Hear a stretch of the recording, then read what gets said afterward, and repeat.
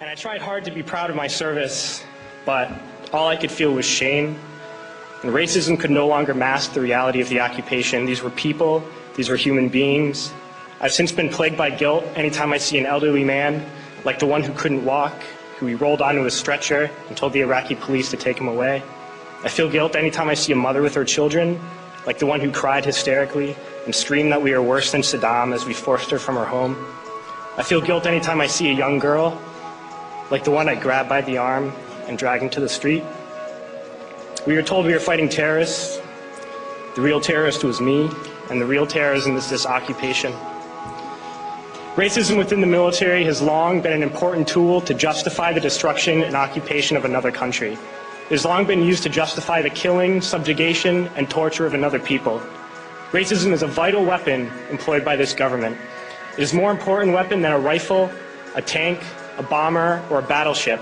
It is more destructive than an artillery shell, or a bunker buster, or a Tomahawk missile. While all those weapons are created and owned by this government, they are harmless without people willing to use them. Those who send us to war do not have to pull a trigger or lob a mortar round. They do not have to fight the war, they merely have to sell the war. They need a public who is willing to send their soldiers into harm's way. They need soldiers who are willing to kill and be killed without question. They can spend millions on a single bomb, but that bomb only becomes a weapon when the ranks of the military are willing to follow orders to use it. They can send every last soldier anywhere on earth, but there will only be a war if soldiers are willing to fight. And the ruling class, the billionaires who profit from human suffering, care only about expanding their wealth, controlling the world economy. Understand that their power lies only in their ability to convince us that war, oppression, and exploitation is in our interest. They understand that their wealth is dependent on their ability to convince the working class to die to control the market of another country. And convincing us to kill and die is based on their ability to make us think that we are somehow superior. Soldiers, sailors, Marines, airmen have nothing to gain from this occupation. The vast majority of people living in the U.S. have nothing to gain from this occupation. In fact, not only do we have nothing to gain, but we suffer more because of it. We lose limbs, endure trauma, and give our lives. Our families have to watch flag-draped coffins lowered into the earth. Millions in this country without health care, jobs, or access to education must watch this government squander over $450 million a day on this occupation.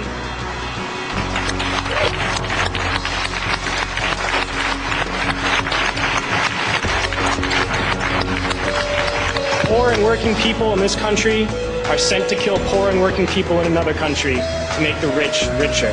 And without racism, soldiers would realize that they have more in common with the Iraqi people than they do with the billionaires who send us to war.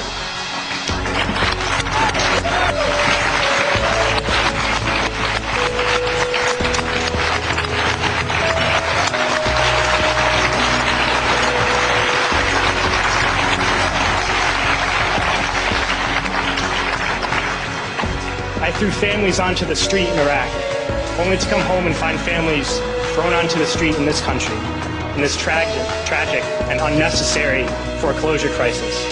We need to wake up and realize that our real enemies are not in some distant land. They're not people whose names we don't know and cultures we don't understand. The enemy is people we know very well and people we can identify. The enemy is a system that wages war when it's profitable. The enemy is the CEOs who lay us off from our jobs when it's profitable. It's the insurance companies who deny us health care when it's profitable. It's the banks who take away our homes when it's profitable.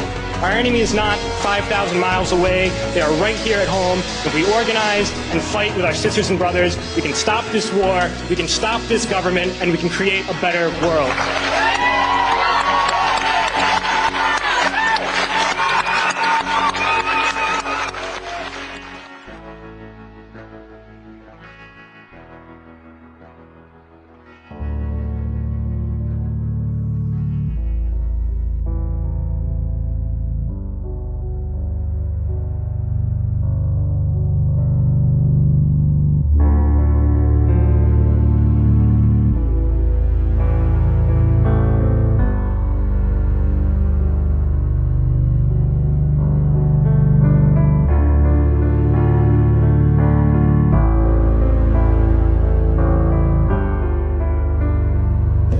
Individual no matter who they are, if they pose a threat to the security of the United States of America, should not be allowed to continue that threat.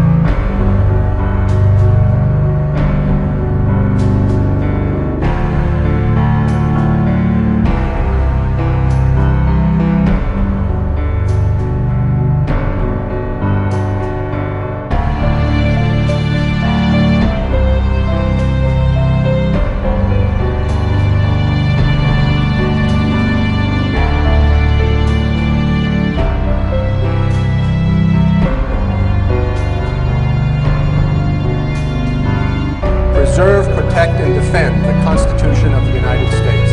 Preserve, protect, and defend the Constitution of the United States. So help you God. So help me God.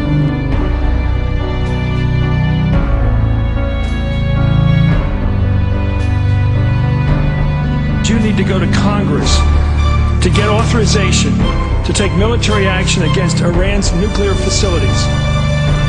You sit down with your attorneys and tell you what you have to do.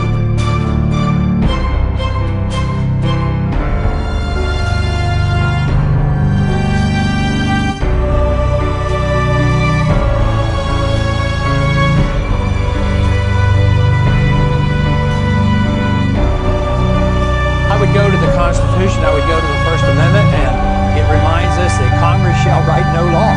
And I think if the Congress shall write no law regarding freedom of speech and expression, the courts shouldn't do it either. And it should not be in the realm of Washington politics to regulate any form of expression, whether it's in books, or whether it's radio or television or on the internet.